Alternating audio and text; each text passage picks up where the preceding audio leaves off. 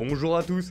On commence cette revue de presse en France avec le choc de cette 28e journée de Ligue 1 entre le LOSC et l'Olympique Lyonnais. Et ce sont les Dogs qui ont fait la bonne opération en s'imposant 1-0 grâce à Loïc Rémy. Pour le progrès, dans un jour sans à Lille, l'OL voit le podium s'éloigner. En effet, les Lyonnais sont désormais à 10 points du podium. Après sa belle série, l'OL est stoppé net et ne dispose plus de joker pour le sprint final. Pour les joueurs de Christophe Galtier, en revanche, la course au podium et la Ligue des Champions continuent, estime de son côté la Voix du Nord. Les Nordistes sont à 1 point de Rennes au classement et les deux équipes vont nous offrir une lutte acharnée dans la course au podium. Le carton de Rennes contre Montpellier 5-0 hier fait d'ailleurs la couverture de Ouest France qui juge que les Bretons consolident leur place sur le podium.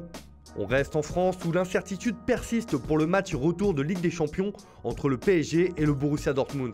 L'équipe, dans son édition du jour, indique qu'au mieux le match aura lieu à huis clos. Une réponse définitive est attendue aujourd'hui ou demain. Même chose pour le Parisien, pour qui le match devrait se jouer sans public. Après l'annonce du ministre de la Santé dimanche que tous les rassemblements de plus de 1000 personnes étaient interdits, on se dirige bien vers un huis clos pour cette rencontre ultra décisive dans la saison du PSG. Le club de la capitale respectera la décision des autorités. On file en Angleterre où Manchester est rouge ce matin après la victoire de United sur l'ennemi juré Manchester City. Les Red Devils se sont imposés 2-0 grâce notamment à un but du français Anthony Martial. De quoi faire le bonheur de Ole Gunnar Solskjaer qui insiste sur le retour en forme de ses joueurs en une du Daily Mirror. Une victoire importante dans la qualification à la Ligue des Champions, mais qui peut aussi offrir le titre de champion d'Angleterre à Liverpool. La victoire de United est aussi en couverture du Sun. Celle-ci permet à l'entraîneur de croire à une place en Ligue des Champions à la fin de la saison. Pour le Guardian, l'aube rouge se lève sur Manchester. Solskjaer prévient ses adversaires directs que son équipe sera redoutable en cette fin de saison. Direction l'Espagne où forcément la défaite du Real Madrid hier soir contre le Betis Séville 2-1 fait les gros titres. Après la victoire dans le Classico la semaine dernière, les hommes de Zidane pouvaient consolider leur place de leader, mais Madrid a perdu la tête au stade Benito Villamarín, titre le journal AS. Et sans contestation, puisque le Betis s'est montré bien supérieur. Le coach français a d'ailleurs déclaré après la rencontre que c'était le pire match de son équipe cette saison. Pour Marca, c'est avec ce genre de défaite qu'on perd la Liga. C'est un Real Madrid méconnaissable qui offre en cadeau la première place du championnat au FC Barcelone. Une défaite qui fait forcément le bonheur de la presse catalane.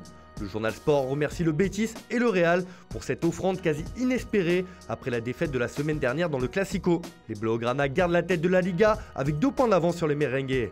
La victoire du Betis fait aussi la une du journal local Estadio Deportivo où les joueurs de Rubi ont été à la hauteur de l'événement. Une victoire précieuse qui permet de stopper une série de 6 journées sans victoire et d'être gonflé à bloc pour le derby la semaine prochaine contre le Séville FC. Enfin, on termine par l'Italie où le choc entre la Juve et l'Inter n'aura pas eu la saveur attendue. En effet, les deux équipes ont joué à huis clos sans leurs supporters. Une atmosphère particulière qui n'a pas empêché la vieille dame de s'imposer 2-0 grâce à des buts de Aaron Ramsey et Paulo Dybala. L'Argentin, auteur d'un but superbe et d'une feinte qui donne encore des cauchemars à Ashley Young, fait d'ailleurs la une de la Gazzetta dello Sport, où c'était un joyau dans le silence. La Juve écrase l'Inter et reprend la tête de la Serie A qui est de plus en plus perturbée avec l'épidémie de coronavirus et la mise en quarantaine de certaines régions en Italie. Tout au sport s'arrête surtout sur la performance de la Juve, et quelle Juve, titre le journal. Maurizio Sarri a donné une leçon à Antonio Conte avec cette victoire 2-0. La Juve semble intouchable en championnat alors qu'elle devra se reprendre en Ligue des Champions après sa défaite contre Lyon au match aller des 8e de finale. Pour le Corriere dello Sport, Paulo Dybala aura été le sourire de cette soirée bien morose. Ramsey et un tour de magie de la Joya signent la suprématie au classement de la Juve. Voilà, c'est tout pour aujourd'hui. Merci de nous avoir suivis. On se retrouve demain pour une nouvelle revue de presse.